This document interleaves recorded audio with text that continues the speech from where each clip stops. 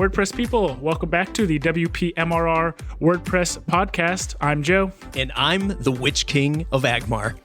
And you're listening to the WordPress Business Podcast, the Witch King of Agmar this week. Love this character selection. I always love when people choose more unique characters because I really get to dive in and remember all of my favorite movies and books, etc. So Witch King of Agmar, welcome. What's going on this week for you? Just a typical slaying folks in different dimensions, moving in and out of time without anyone seeing me. It's an amazing feat. Yeah, this is a great character. As we're here on this podcast, I'm looking at, I'm just doing some searches so I can get the feel of this character, and man, scary character. It's just such a badass. Yeah, totally. Yeah, that is a very good way of putting it. In the movies, they always get like the best like superpowers, the coolest weapons. That's why I picked them. Yeah, for sure. We have the Witch King of Agmar, also known as Matt Medeiros, on this week. Thanks for hopping on, man. I'm a big fan of everything WordPress that you do online. Big fan of the podcast. Know about a lot of the stuff you do at Pagely, but why don't you give people kind of the rundown of all the WordPress things that you do? Yeah, super quick is thematreport.com is the podcast, also a YouTube channel, and you can find me during the day at pagely.com as one of their sales reps, just sort of helping folks pick the right solution on Pagely and get them set up on managed WordPress hosting. Been doing this stuff for a few years now, so got a lot of stuff out there, but that's my primary work. I have a question about the podcast, actually. You mentioned that you do the podcast. Obviously, that comes in the audio format, but also you do YouTube stuff. When you started off doing the podcast and kind of doing YouTube stuff, was your plan to do them both? Did you start audio and then move to video? What did that look like? It was actually, I started with both audio and video, and it just became like way too much work. And this is like six years ago. So like even like editing videos and chopping off the beginning and the end was just too much time to even do that. So I stepped away from it. But on the YouTube channel now, it's more just quick little talking head things. If I'm doing stuff on the Matt Report channel, or if I'm on the Plugin Tut channel, it's much more like tutorial driven content stuff that I'm like teaching people how to do things with WordPress. Yeah, cool. That's my ultimate fear is bringing on something that is going to take up way too much of my time, and not even just take up my time, but take up my time because I'm not fast at it, I'm not efficient or good at it, and like video editing is not my thing, and audio editing. So if I were to do that, that was always my fear. Like maybe it'll suck up my time, and then 4 hours later it'll be like, okay, I edited one video, sweet, and then where'd the rest of my day go? Yeah, I mean that's the thing with content creation at any level, whether it's a blog or if you're whatever content channel you're committed to, it can definitely be a time suck and you can quickly get lost in it. So doing things that you're comfortable with that you can do pretty efficiently is important. Agreed, 100%. So we got the Matt Report podcast, and we got Pagely stuff going on as well. So this is interesting timing actually talking to you this morning. So this is actually kind of a perfect time to maybe jump off from that and talk even more about it. We had some really good conversations about what that looks like in general, how a lot of people, they think that like they work a job, maybe they don't like it, maybe it's just not for them, and then they move in the entrepreneurial direction and they find something they like and they get it to work, and then like that's the end of the road. Like that's it, I did it, like I'm an entrepreneur now. And that's like clearly just like usually not the case. Like there are different chapters of life that happen. So you kind of went from doing some of your own stuff in WordPress to now working at Pagely. Maybe let's talk about that transition a little bit. What did that look like? Yeah, so I mean it's definitely chapters. You hit the right word right there, and that's the way that I think collectively people, should look at this. Entrepreneurship is a difficult road, right? So a lot of people that have a job, they hate their job and they're like, hey, I want to be this entrepreneur, right? I want to be this person who starts a business and makes money while they sleep kind of thing, which is totally cool. And it's totally how like a lot of us sort of got inspired to get into this game. But it's a long journey. And for most of us who are just doing it heads down by ourselves, it's lonely and it can become quite difficult. Now, in my case, I started a digital agency with my father about a decade ago, and the agency is still running. It was just a different time in WordPress a couple years ago. I think you can just go around the horn of many agencies and even boutique agencies a couple of years ago, right around the presidential election, where I think many people at the higher level were just tightening their belts a little bit because they were unsure of where the economy was going. And the agency game became pretty difficult. And I was like, I'm the one that can step away from this and have the agency still continue to run and get a job at a place like Pagely, and the stars sort of aligned because they still allow me, of course, to do my podcast and do my content creation stuff. So that's a benefit. But it's a great team too. It's just a great fit all around, and it doesn't feel. I hope Josh isn't listening, but it doesn't feel like a job. There's just great people. We have a great system down, and really enjoy working with them and the stuff that I do. Yeah, cool, man. Team is everything. If you have the right people around you and you're spending time with the people that bring you positivity and bring you, the drive and passion, then, there may be times when it feels like a job, but it feels like a positive driven as opposed to like, driving because you feel like you have to or something. I want to get back to another piece that's just sort of underappreciated in a lot of this is if you're able to level up, right? And in my case, I was running an agency for years. Maybe the biggest projects that we were securing at the time was maybe around like, I don't know, 30 grand, 40 grand at most in terms of project size. But now I'm just learning so much being at the Pagely level with the types of customers that they work with, that I'm seeing, the multiple $100,000 projects, right? And like just seeing and learning and seeing how everything is done at a higher level is a huge boon to your career.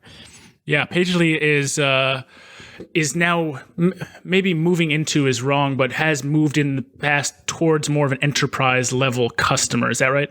Yeah, not to get into like talking about their solutions, but everything is sort of just dedicated hosting, right? There's no shared fabric. There's no shared hosting. The model is not that. It is about having dedicated servers and about having a dedicated DevOps team that somebody would work with much closely. So your development team would work with our DevOps team, way closer than your typical like support help desk hosting. Right. Yeah, very cool. I'm a big fan of people who have found models where support is really a core piece of it.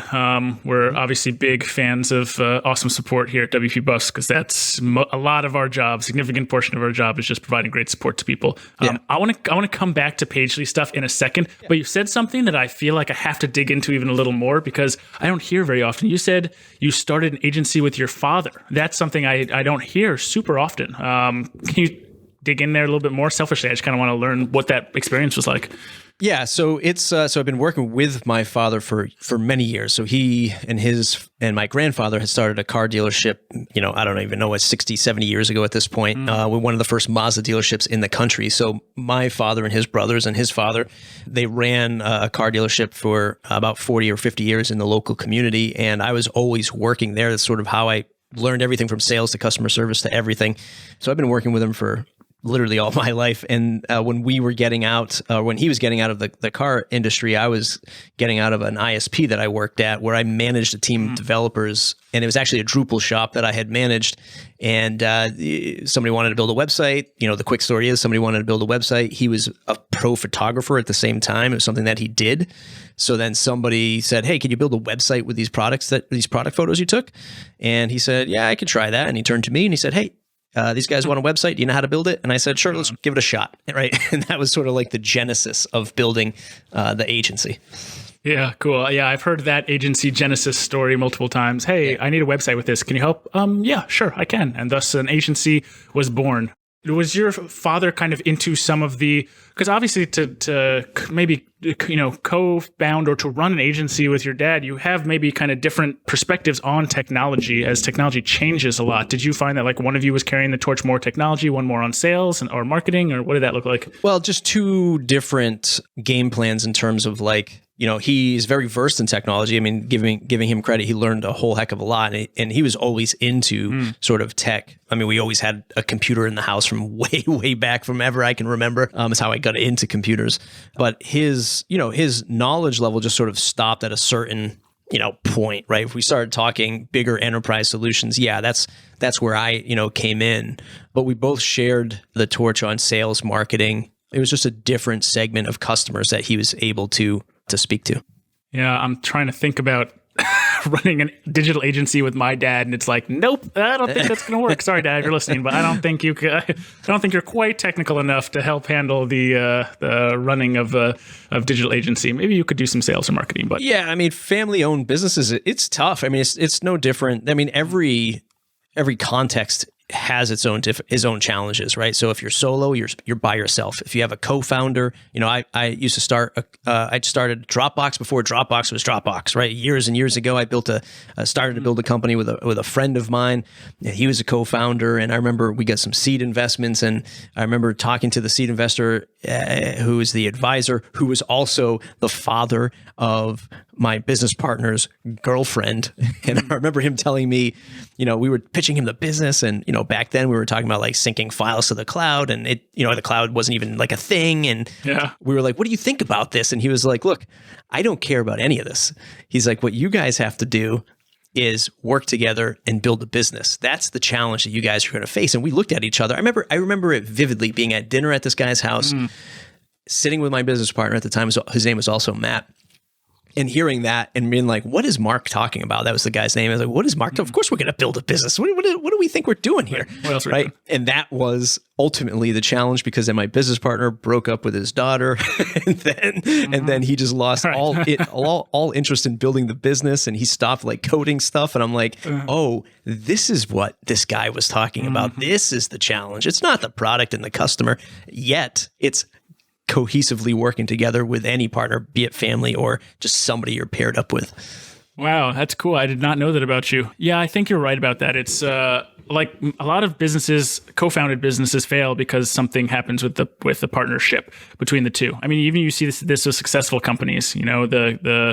You're married to that person in building a business, and it doesn't always work out. In a lot of cases, it doesn't work out, and then that causes, obviously, if there's a rift between founders, there are going to be some issues building the business moving forward. It's hard enough when you're 100% cohesive and on the same team and working together every day and doing it well. Even in that situation, it's hard to run a successful business. To do it when that's not the case, definitely a challenge. I would love to talk about a little bit more sales stuff. We have had a few people talk about sales on the podcast before, but I think this is a big area of interest for a lot of people. A lot of people, in terms of WordPress, they're technical enough to put a WordPress site together, especially listeners of this podcast, mostly WordPress professionals, people who kind of know their way around WordPress. But a lot of the kind of business development and sales stuff, I mean, that's a really big aspect of running a business that people need to focus on, that not everybody has an expertise on. Sounds like you have a background in sales from car dealerships, et cetera, and now have kind of applied that at Pagely. Would love to hear a little bit more about that. Yeah, I mean, that is one thing that is, sorely lacking in a lot of like either plugin authors or people who have premium plugins or even themes. And I think a lot of people can admit this too, right? Because I think the overall feeling in at least this space is people, they say they don't know how to sell, and at the same time, they're also saying like, I don't like to sell. I think it's like this evil thing, right? So when you combine that in that person's head, they will just never do it because one, they're afraid because they're uncertain of their abilities, and they're also afraid because they feel like they're projecting on somebody something negative, and it's truly not. I mean, I can safely say that in the year 2019, that selling is vastly different than it was 10 years ago, 20 years ago. I remember being in the car dealership at the dawn of consumer internet, when people could actually first look up car prices, which is, obviously very common now, right? People would come to us or come to me with, a pile of papers that they printed out from all these websites that they found and all these other reports that they would buy. And they were just like ready to come to war with you, right? It's just like, we want, this, we want another $100 off, and this is why, and it's just like, whoa, look, we're not going to war with this stuff. And even back then, selling on value, being a family-owned dealership was huge. Selling on value is absolutely huge today. And in fact, it's the differentiator for, it can be the differentiator for a lot of these plugin and theme folks and service people in the WordPress space, right? Just selling on that value, telling your story, building trust is really not that hard. And at the same time, it allows you to filter down on finding the right customer. So if you're telling your story and you're out there and you're either doing content or podcast, YouTube, a blog, whatever, or out meeting people at networking and things like that, you're finding customers that want to connect with you. And the customer is savvy enough today to do research and understand that they want to give their dollar to somebody that's going to be there to support them and answer their questions. Sure, there's like that 20% of bad customers that come along and they just demand everything.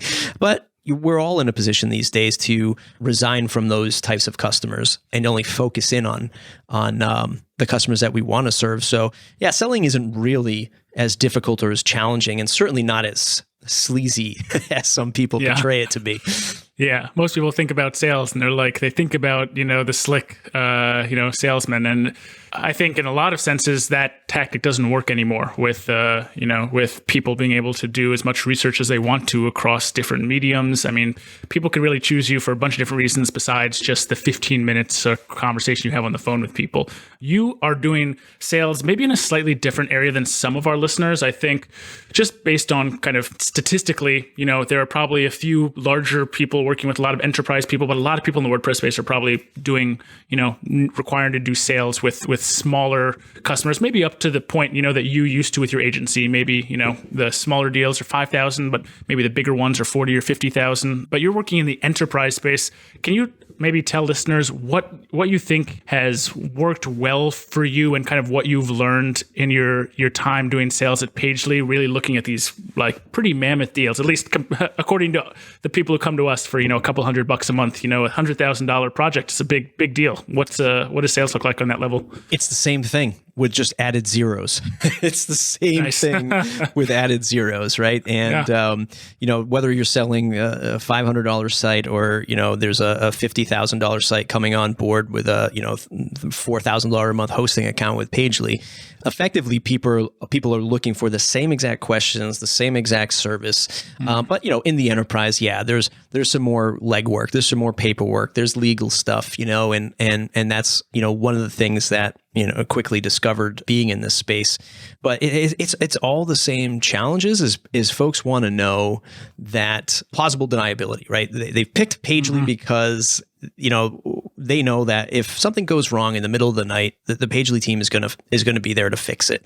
And they just want to know that they're making the best pick for number one, their job security, but number two, with the budget that they have to spend. And I would say that on the positive side, on these larger scale deals that I see now, is people are a lot less price sensitive, where they might be at, the $500 to $5,000 range of a typical, mom and pop customer, where, they're not just looking at every single thing and asking you a million questions about, what about should I just use Wix instead of this? Like, why can't I get this? And why doesn't it take, why isn't it faster to get this stuff done?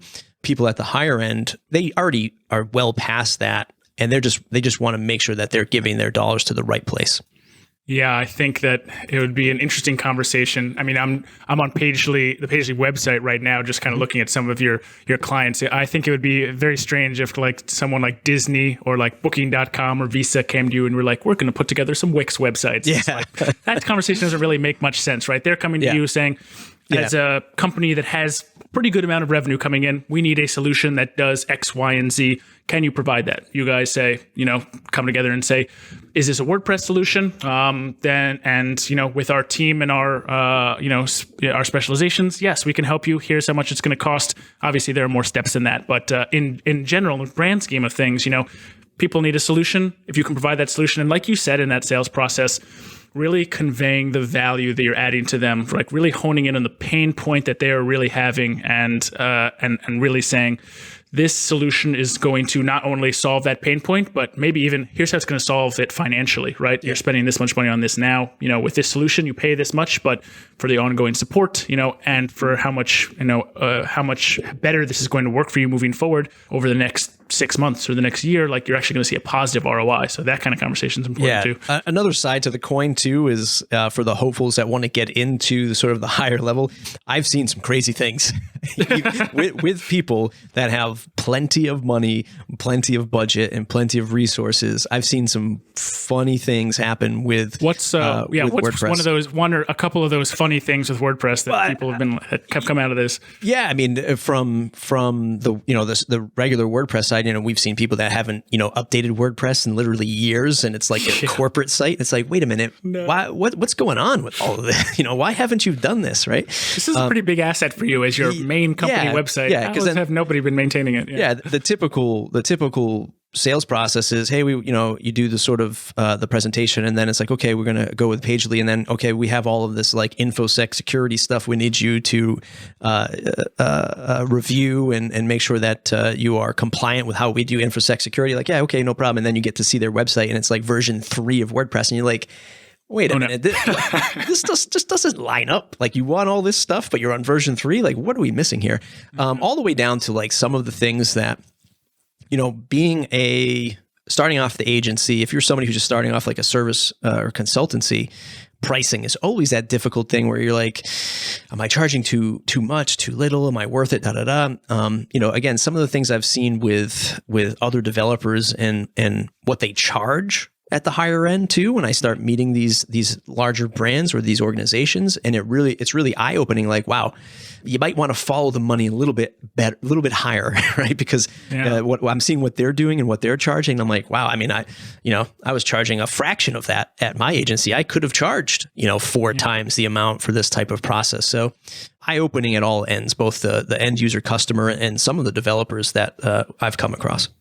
Yeah, I think one of the things I've learned as a business owner, or maybe two of the things, is that hindsight's 20/20. Yeah, it's really easy to go back and see where you made the mistakes. And the second thing is just like you don't know what you don't know. Like, there are certain things that until you kind of like fuck up a little bit and see someone else like charging twice as much and like selling to just as many clients, and you're doing pretty much the same thing, their prices are just double. It's like, oh, like, okay, cool. Like, I get that now. But when you don't know it, you don't know it. So and I think it's a good lesson for what we talked about earlier, like chapters in people's lives and being an entrepreneur, and, in the world of Instagram and Twitter and everything is always like, hey, check out the Ferrari I bought, or check out the numbers. Here's my transparency report. We're doing like $50,000 a month, that kind of thing. And everybody who's for people who are listening and don't know, there's actually a Ferrari right in the background of my video with Matt. So I'm trying to impress him as much as I can. In this kind of, vanity metrics world, a lot of people who start a business, and if it's not working out,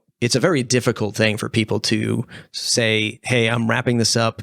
It didn't do what I wanted it to do, but I'm going to take all these lessons. I'm going to get a job, and this job with the right team and the right company is going to just level up all of that knowledge, so that if I do go back out again as an entrepreneur, I start my own business, I have a whole range of new info, data, research to level up. It's not a bad thing to have to step away from, your entrepreneurship days in this new chapter of your life. And then maybe, just maybe, you might start something else later on. Yeah, dude, I think you totally nailed it. I 100% agree. Christy and I had a very similar conversation on our episode, which, relates around, there's so much media around successful entrepreneurs and people, making it. And like you're talking about, all this transparency report, Ferrari in the background of my video stuff, that when something doesn't work out, we feel bad. Like, we feel like we should have made it, and like we're letting people down, when in fact, this is just part of the journey, right? Yeah. You don't always see all the failures of successful entrepreneurs. If someone was a successful entrepreneur their first time out trying, that's the exception, the extreme exception. And for most successful entrepreneurs, you see 10 different projects they tried before that didn't work out. Also, what you said about, man, like working somewhere to be able to level up your skills. I mean, I'm sure you're learning a ton about sales and enterprise sales and all this stuff at Pagely that working at your agency, you may not have had that ability to, if your highest point project was $40,000, you're not really working in enterprise, man, the ability to not only have some comfort in like having a regular paycheck and all that, but the ability to actually have professional development as part of like your day-to-day execution. Like, as a business owner, I feel like I lack a little bit of the professional development, in the sense that like I don't get to work as much on like marketing and like the SEO and sales, like the stuff, and the business development, the stuff that I enjoy doing. But I don't feel like I'm super leveling up in those areas because I'm like managing a team. I'm somewhat jealous of some people working at companies like you because of the fact that you get to excel in sales. You get to like really become a master of this trade. I feel like I'm kind of like a master of none sort of thing. Sure. Like, I'm okay at a lot of stuff. I don't really feel like I'm super good at one thing. It's a cool thing to be able to have, for sure. Yeah, and definitely, like, if you are somebody sort of transitioning into a new role, it can be scary. I mean, being in sales all my life for selling so much stuff. I used to, if you remember, there was a company called Circuit City. I used to sell computers way back in the day when I was City, nice. When I was in college. And then, going into this role, I was like, man, I had my own self-doubts. I had my own imposter syndrome. Like, how am I going to get on the phone with AT&T and Comcast, Verizon, Experian, all these people and be like, I feel like the biggest idiot in the room, right? And in the beginning, it was pretty challenging mentally, right, to step up to that. But now, after 2 years, you've learned so much, you understand it, and you understand that it's still just people to people, right? It doesn't change. You're not shifting gears just because somebody's got an executive position at another company.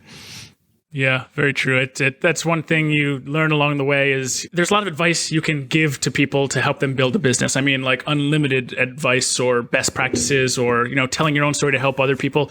The one thing that probably covers, everything, if you want to be successful, surround yourself with other people who are trying to do what you're doing and other people who have, maybe even been successful doing what you're doing. If you can find the right people and surround yourself with them, then you'll at least not if you go off the rails, when you go off the rails and things go wrong, you will have those people to lie on, right? It's like you're bowling, with no, those gutter blockers, you used to use as a little kid that I probably used for way too long growing up because I was never very good. But if you have those, doesn't matter which direction you go in, the people will help you to move in the right direction if you want to go there. We're going to wrap up somewhat soon, but last thing I would love to touch on here is a little bit of content marketing stuff. One thing I saw that you did at Pagely that I was super impressed with, and I thought was really cool was you put together these little sales videos and they kind of strung together in a way where you could kind of have a sales associate at Pagely talking about the different things you do at Pagely, and you could actually click in that video and say first was you just introducing yourself. Hey, and what do you want to talk about? The video stopped. It had a little button said, oh, I'm a individual, owner or whatever. Or I'm an agency owner. Or I'm like a big agency owner. And then it moved to the next video. And depending on what people clicked, it would push them into a different video that would talk specifically to them. I thought that was super dope. I'd never seen that before. Did you, is that something you put together before? Or was that your first time trying it? So we always are launching different project names, and that internal project names, and that was the internal project name was called Bottled Beard. It was sort of like a genie in a bottle, but my beard kind of thing. Nice. And Sean Tierney, the VP of sales, it was his idea. We had chatted about building some kind of choose your own adventure, and he found a service that would give that overlay that you were talking about. It was like you piece it was actually one giant YouTube clip, and then it just had this menu overlay. And there's lots of services out there that can do that kind of thing. But that was a lot of work. It was a lot of work because the software itself, you have to map all the questions and answers and all that stuff in the check boxes. But it was also a lot of work to film in my office here, and then do it without having to say all the ums and ahs. I mean, I still do it in there. I mean, I'm not a professional, but that was a lot of recording time as well. But a lot of people, it's great. I mean, our tactic in a lot of this stuff is, look, if you don't want to get on the phone, because a lot of people don't want to do a online presentation through Zoom, which is what we use. If you don't want to do that, here's all of we have handouts, we have obviously the website, and here's just another thing that you can use. And at least they get to see who I am and that they actually talk to me when we do get on the phone. And it was actually really well received by customers as well. So yeah, it's definitely helpful to put as much content as you can out there. A lot of people forget that content marketing is a great pre-sales or sales tool that can alleviate a lot of, the general frequently asked questions. I mean, I'm sure I can tell that you're probably a big proponent for automation and getting things lined up correctly, so you don't have to do all the heavy lifting every sale. That this is a perfect case of that. If you're putting out, these frequently asked questions in sort of a choose your own adventure fashion, it's really going to help customers warm up to you. And you don't have to ask all the same old questions when you get on the phone. You can just say, "Are you ready to sign? Are we ready to do the deal? You've seen everything else. You have a couple questions left over. If not, let's move forward." The perfect sales tactic. You jump on the phone and you get the document signed. That's sales 101. Right. Cool, man. This has been a ton of fun. We're going to cut it a little short because I know you are heading out. I'm checking out this live Q&A you're going to be on. So you're doing this Gutenberg Times Q&A with Joe Casabona and Kerry Dills, two other people who have also been on the WPMRR podcast. So I got all three of the Gutenberg people. But that looks fun. Go and enjoy. We'll wrap this up now, but the last few things we'll go through, I just want to make sure people can find all your stuff online so they can go listen. People are listening to a podcast right now, so they're maybe on their phone. Where can they go to find your podcast? Maybe also where you are online, Twitter or website, stuff like that. Yeah, so mattreport.com is the WordPress podcast. If you're looking for everything I do, it's craftedbymatt.com. Has every link for every possible thing I've either launched and failed at or still do today. So Crafted by Matt has everything that I do. Very cool. And I will give a quick shout out to Pagely. It's just pagely.com for anybody looking for a hosting partner. Right on their homepage here, we help big brands scale WordPress. So if that sounds like something you're interested in doing or something that you have clients who are interested in doing, Pagely is an excellent partner for that as well. Matt, last thing I always ask guests to do is to ask our audience for some iTunes reviews. Would you mind asking our listeners here if they can leave a review for us? Yeah, if you want to leave a review for the Matt Report, just kidding. Yeah, this is what I always do afterwards. So I always say, also go leave him a 5-star report. So I'll hit you up. You hit up WPMR podcast, and then I'll hit you up. Listen, I talk. So I've been talking to a lot of folks lately about podcasting with other podcasters and such. Apple needs to do something about reviews. They need to make it as easy as hitting the like button on YouTube or like a Facebook or something like that, because the particular challenge is even if somebody is listening with their mobile device, that is the easier way to do it than doing it through iTunes. But they just need to make it so much easier, because it's still like 5 clicks you have to do, and then you have to scroll all the way to the bottom and hit the stars and then leave a review. They need to make that easier. But having said that, take a moment and go and give Joe's podcast 5 stars, because it helps people like him get found. It really does. And it encourages Joe to wake up every day to keep doing this, because podcasting is not an easy feat. I think a lot of people forget that or don't realize that. There's a lot of effort that goes into this. So leave him a 5-star review. I'm sure he would really appreciate it. Yeah, hey, appreciate that, man. We tried to make it a little easier for people. If you go to WPMRR.com/iTunes, it forwards you to the iTunes link. So it makes it a little easier. So it's 4 clicks, I guess, instead of 5. But yeah, if people want to leave a review, go there. Make sure you leave a comment with Matt's name in it, and just Matt's talk about how awesome Matt is, because this was a pretty cool episode. Or say how terrible Matt was. I will take all sorts of criticism. This episode was horrible. Nah. Yeah, if you want to leave a 1-star review, you can just email us that 1-star review. You don't have to put it online. It's all good. New listeners, if you're in here for the first, maybe second time, we have a ton of awesome episodes recorded already. Feel free to go and binge. You already binge your Netflix. Why not binge WPMRR podcast? And while you're at it, go ahead and binge Matt Report podcast as well. They've got some brilliant guests on there too. If you have questions for the show, you can email us in at yo@WPMRR.com. We're always getting new ideas for episodes. So if you could help us, we will give you a nice shout out on the show, and go ahead and answer questions. That's always fun. WPMRR.com is the site if you are interested in doing a video course all around increasing your MRR by selling care plans for your clients. Then check that out as well, and feel free to grab that 30% discount on the site too. Other than that, we will see you and be in your ears next Tuesday. Matt, thanks again for coming on. This was dope. Joe, thanks for having me.